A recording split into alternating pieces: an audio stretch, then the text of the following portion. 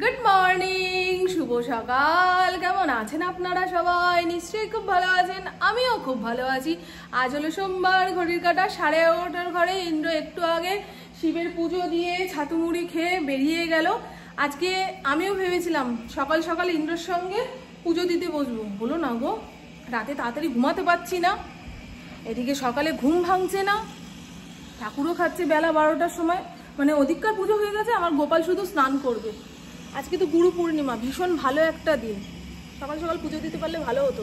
সে যাই হোক, ঠাকুরের কাছে ক্ষমা চেয়ে নেব। আর ইন্দ্র যতক্ষণ না বাড়ি থেকে বেরোচ্ছে ততক্ষণ আমি বোধ পাই না সকাল গড়িয়ে দুপুর হয়েছে কি না হয়েছে। ওই আগেকার দিনের মানুষরা সূর্যের ছায়া দেখে বিচার করতো না, সময় কটা হয়েছে না হয়েছে, সেই রকম। চলুন বন্ধু, আর বেশি বক বক না করে ঠাকুর পুজো দিই, তারপরে রান্না বান্না হবে। ইন্দ্র বাজারের ব্যাগ নিয়ে সকাল সকাল বেরিয়েছিল, শুধু আলু আর পেঁয়াজ এনেছে। আমি যাক বাবা, দেখে খুশি। গরমে নাকি খেতেই পাচ্ছে না। হ্যাঁ, এদিকে বাজার করে আনছে, বাজারগুলো নষ্ট হবে সেই ভয়ে আমাকে রান্না বান্না করতে হচ্ছে।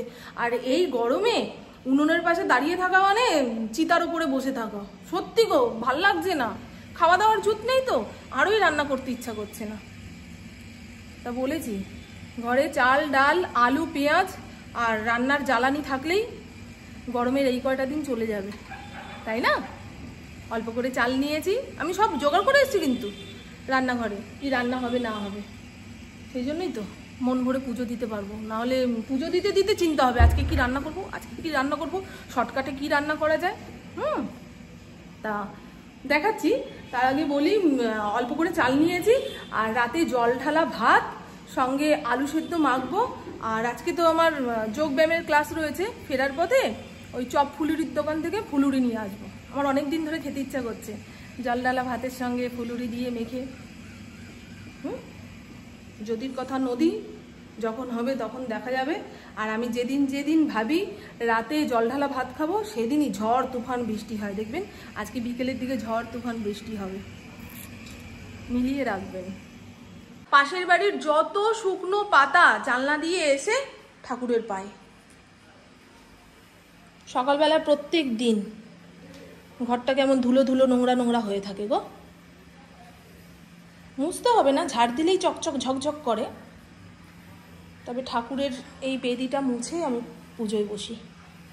প্রত্যেক দিন তো আর এত বড় ঠাকুর ঘর মুছে পুজোয় বসা সম্ভব নয় গো, তাহলে হাত জোর করার আগেই আমি অজ্ঞান হয়ে পড়ে থাকবো।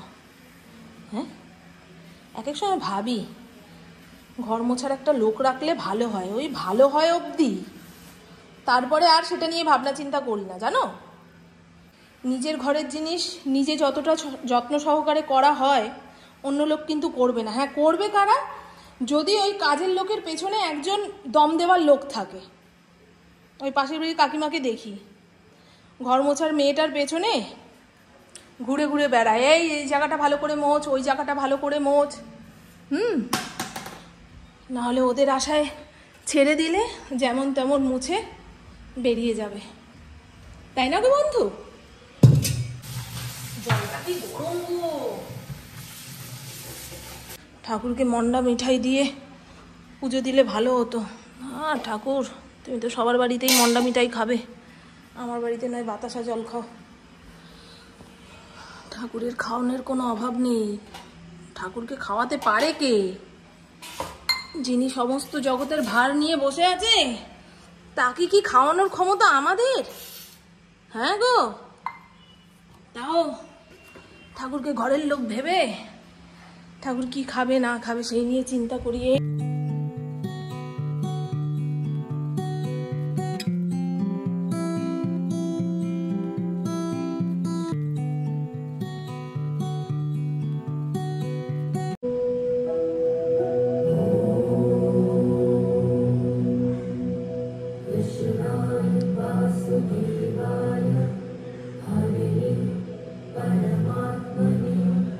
এই ঘরের লাইট জ্বলছে কেন? ও চলো, আজকেও রান্না বান্না করে ওপরের ঘরে নিয়ে আসবো। এই গরমে বসে খাওয়া দাওয়া করা মানে নিজের সঙ্গে নিজের একটা যুদ্ধ।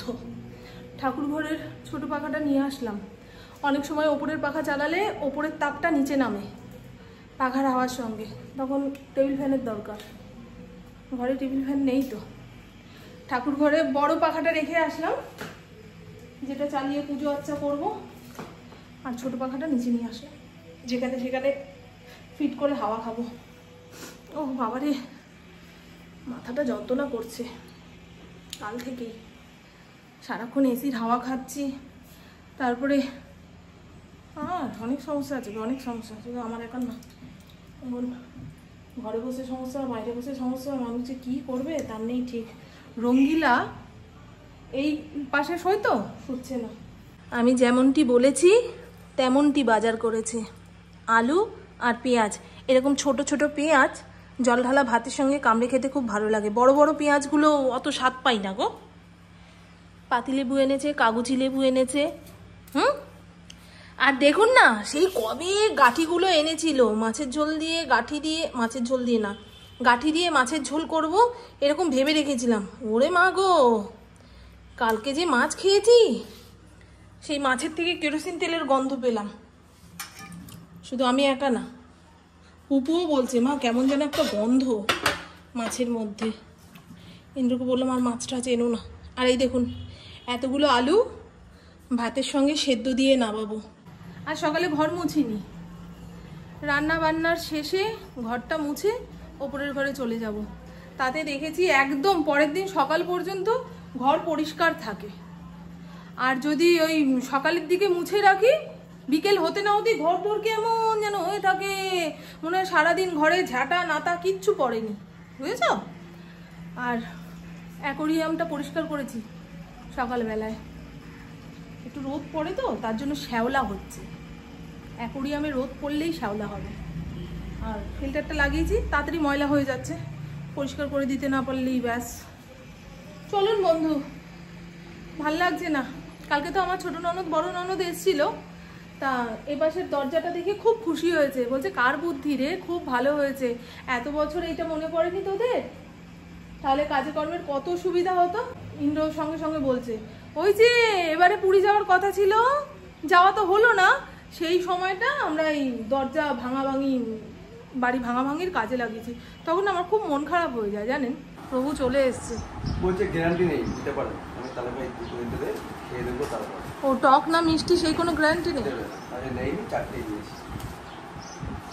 এই দোকানে গেলাম, বলে আমি খেয়ে দেবো, তুমি চাষ না মিষ্টি। আমি হিমসাগর ছাড়া কোনো আম খেতে পারি না। আর ঠিক আছে, তোমাকেই খাইয়ে দেবো। হিমসাগর এখন ওঠেনি, এখন হিমসাগর সব কারবারে পাকা, টক খেতে পারবে না। এর আগের দিন যে আনলে হিমসাগর, কোথা থেকে আনলা? হিমসাগর আগের দিন আনলাম বৌদি বাড়ি গাছে, বললাম না তুমি। ওটা তিনখানা আম তুমি বৌদি? ও ওটা পুটু দোকান। তাহলে পুটু বড় টক, আজকে বলবো।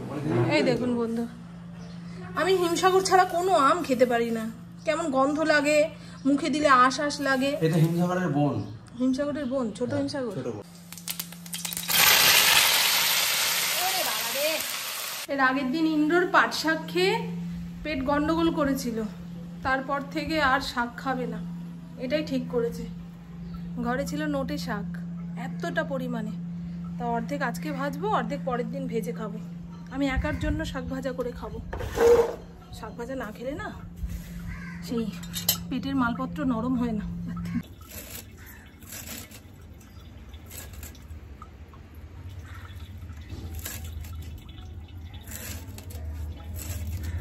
দুপুরে রয়েছে নোটে শাক ভাজা, বাদাম থেতো করে দিয়েছি, আর বেশি করে লঙ্কা দিয়েছি। ইন্দ্র তো খাবে না বললাম, একদিন খেয়ে পেট খারাপ হয়েছে, সে সেই জিনিসটা আর খাবেই না। এই হলো গাঠি কচু আলুর তরকারি। ঘরে চিংড়ি মাছ ছিল, তবে এই গরমে চিংড়ি মাছ খাওয়া যাবে না ভাই, একদম অল্প তেল মশলা দিয়ে রান্না করেছি। বলবেন কোথায়, ওপরে তো তেল ভাসছে না গো বন্ধু, অল্পই তেল মশলা দিয়েছি। আর অর্ধেকের বেশি পেঁপে ফড়িংয়ের ভাতের সঙ্গে সেদ্ধ দিয়েছিলাম, যে কিছুটা ফড়িং খাবে, রঙ্গিলা খাবে, আর একটুখানি থাকবে, পুপু ইন্দ্রকে মেখে দেব। কোথায়, সব দিয়ে দিয়েছে, সব। এইটুকু খুঁটে খুঁটে বের করলাম, দেখেছেন, এই ইন্দ্ররই হবে।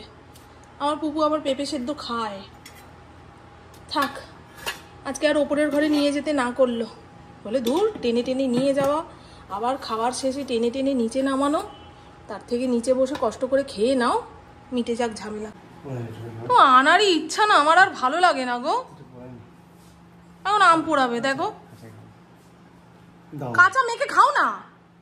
কাঁচা আছে তো, তুমি যদি কেমন করে টিপছে দুই হাতে দুটো নিয়ে, না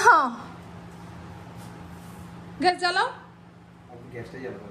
এই দেখুন কেমন অকর্মণ্য, একদিন সংসার ছেড়ে চলে গেলে তুমি খেতেও পাবে না। ওই কেমন করে দেখো, খালি পায়ে হাত দিয়ে নমস্কার করে।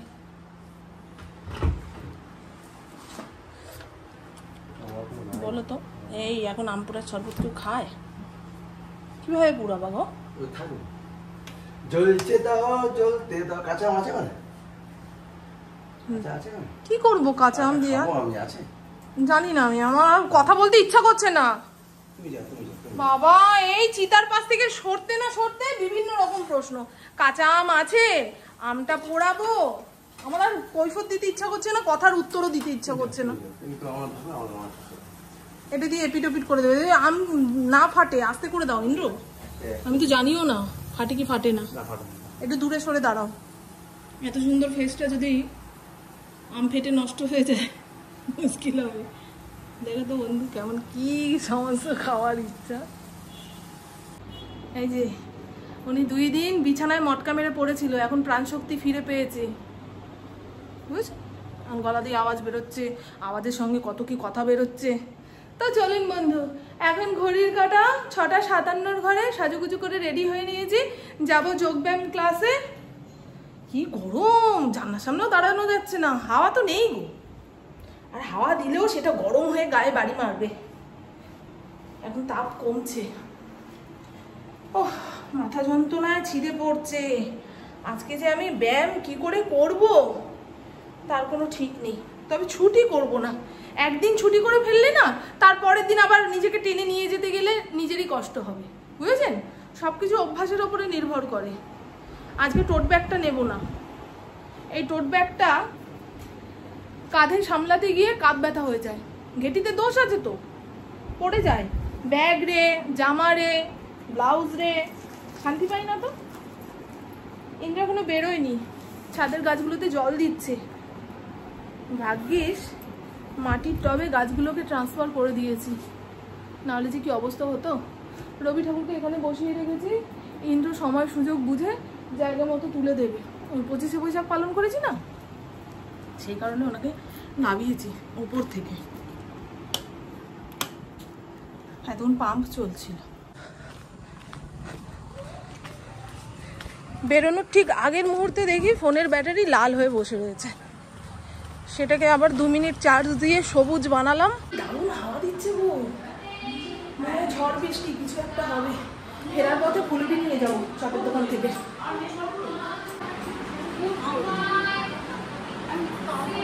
পটল, টমেটো এই সমস্ত বেছে কুচে কিনলাম। এই করতে করতে ঘড়ির কাঁটা 8:49 ঘরে, ওখান থেকে 8টার সময় ছুটি দিয়ে দিয়েছে, বুঝেছেন? 5 জন মহিলা এক জায়গায় থাকলে দেখবেন কত রকম গল্প।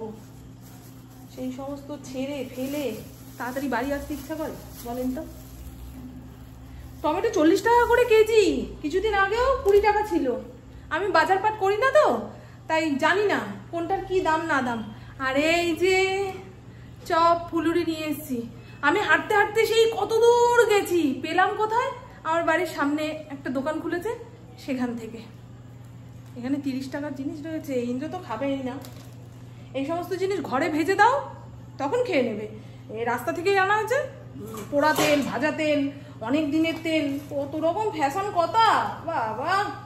এই গরমে আগুনের সামনে দাঁড়িয়ে ভাজা যায় বলুন তো? আর মাঝে মধ্যে না এই তেলে ভাজা দিয়ে ভাত খেতে ইচ্ছা করে। হাওয়া দিচ্ছে কিন্তু ফুরফুর করে। আজকে তো এটাই পরীক্ষা যে আমি ভাতে জল ঢালবো আর ওদিকে ঝড় তুফান বৃষ্টি নামবে। চলুন, এই জামাটা একদম ঘেমে নিয়ে ভিজে গেছে, বাসন কোসনগুলো গোছাই, রান্নাঘরটা পরিষ্কার করি, নিচের ঘরের কাজ সেরে একেবারে ওপরে যাব। আবার নিচে আসতে ইচ্ছা করছে না। ভাতে জলটা ঢেলে রাখি, তার একটু একটু ফুলবে, খেতেও ভালো লাগবে। আলু সেদ্ধ তো দেওয়াই আছে।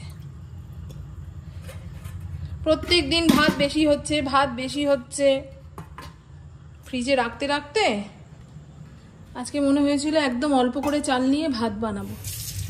আর কালকের কিছুটা ভাত ফ্রিজে রয়েছে, এই যে এর মধ্যে রয়েছে, যদি লাগে তো বের করে নেব।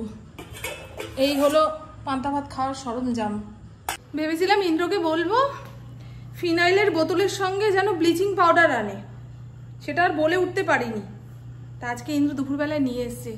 এই সামনের রাস্তাটায় না ছোট ছোট কেন্ন হয়েছে গো, ঘরে ঢুকে গেলে পরিণ তো বুঝবে না, খেয়ে ফেলবে, তখন হবে বিপদ।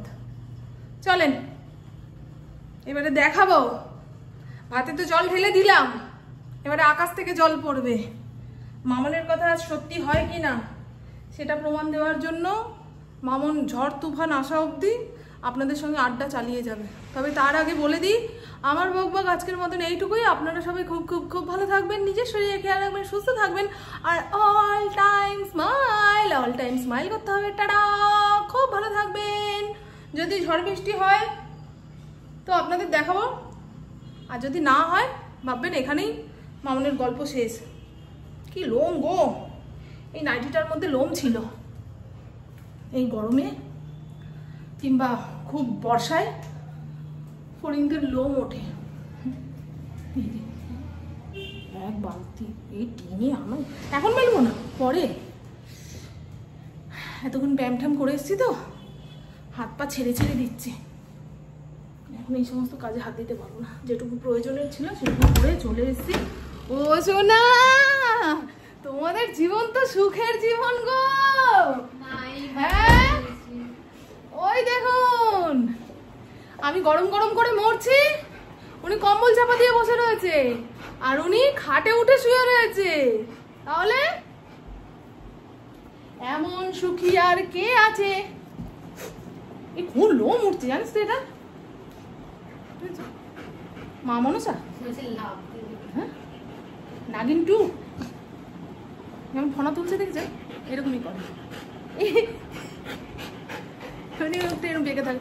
তো বন্ধু টাটা, খুব ভালো থাকবেন। এই বিদ্যুৎ চমকাচ্ছে জানিস তো ভাই, লাইটিং হচ্ছে।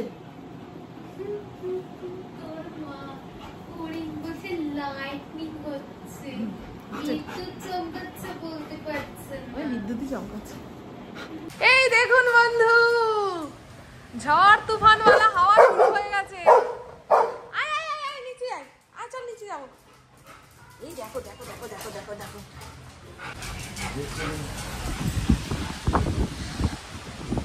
দেখেছেন?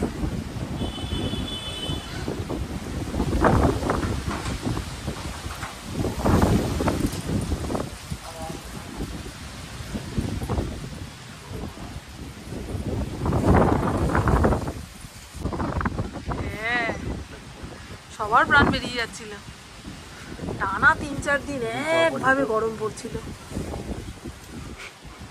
যাও যাও যাও, জামা কাপড় ছেড়ে আসো, খেতে বসবো, 10টা বাজে। নিজেই বলে 9টার মধ্যে খাওয়া দাওয়া সেরে যদি ওপরের ঘরে চলে যেতে পারি ভালো। এখন নিজেই নতুন অফিসে কতক্ষণ